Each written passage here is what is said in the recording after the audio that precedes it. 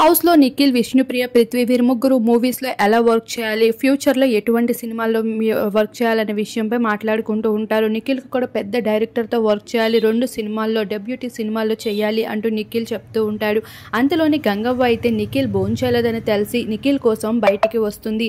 అయితే ఇక్కడ విష్ణుప్రియ, పృథ్వీ ఉన్నప్పటికీ వాళ్ళని పక్కన పెట్టి స్పెషల్గా నిఖిల్ని బువ్వ తిన్నావా, తినకపోతే లోపలికి పోయి తిను, టైం అవుతుంది కదా, ఇంకా తినకుండా ఏం చేస్తున్నావు అంటూ గంగవ్వ స్పెషల్ కేర్ తీసుకుంటే ఇక అది చూసి నిఖిల్ అయితే గంగవ్వ తింటాలే పోయి అంటూ తనని ముద్దులాడుతూ ఉంటాడు.